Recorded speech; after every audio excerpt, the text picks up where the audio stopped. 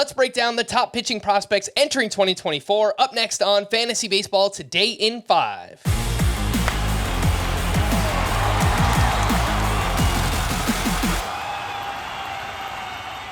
Welcome into FBT in 5 on Saturday, December 23rd. I am Frank Stampfl, joined by Chris the Welsh. Merry Christmas and happy holidays to all. Number one pitching prospect, not counting Yoshinobu Yamamoto, which technically he is a prospect. He would be number one. We get that. Let's wait for him to sign. He might have already signed by the time you're listening to this. Number one is Paul Skeens of the Pirates, the first overall pick in this year's draft. Big dude, 6'6", huge fastball, has a slider and a changeup, has the 3-pitch mix. He can command his pitches. The one, I guess, maybe potential worry here, Welsh, is that he took on huge workloads at LSU. Is that something that concerns you? Yeah, I mean, I think it's always concerning anytime a guy, people from major league levels were concerned, like, why are we using him this much in college? Like, you don't want those bullets wasted.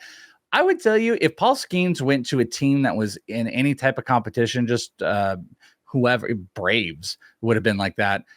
I think he would have been one of those guys, one of the few, I think Mark Pryor did this, that you just skip. I could have legitimately seen him skip all of minor leagues to come up to the majors. I think that's where the usage is.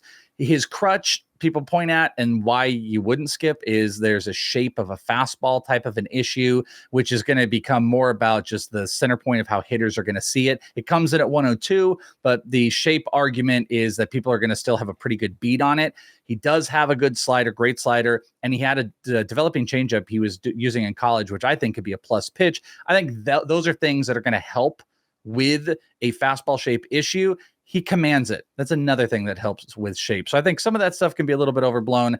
He is ready to pitch big innings. Like you said, the only thing you worry about is, did all those big innings already get used in college? But if you're going to take the risk on a starting pitcher, do it with Skeens.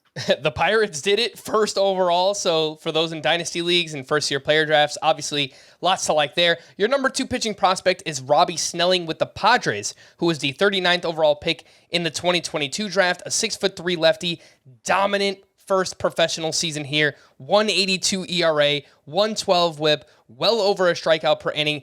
And it kind of sounds and feels like you are ahead of the market. You are more aggressive on ranking Robbie Snelling than maybe others are. Yeah, I mean, I definitely am. And you could argue there's maybe some proximity to, like, okay, well, he pitched in 2023 and he was really good. Are we basing it all on that? No, we're talking about a plus fastball with a great curveball. The guy's got 3 pitches. He commands 34 walks in only 103 innings this year.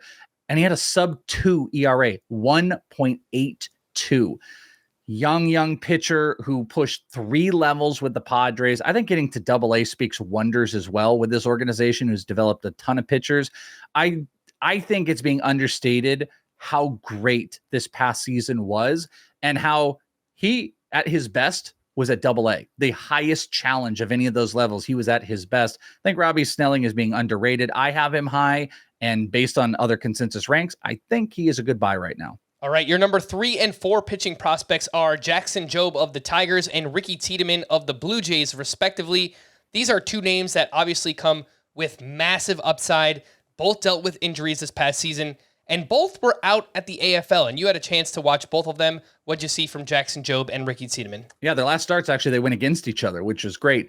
Ricky Tiedemann, there's some warts, there's command issues, there's major injury stuff. His fastball is not as electric as it feels. It didn't play up at 95, 96. He had to command it at like 93, 94.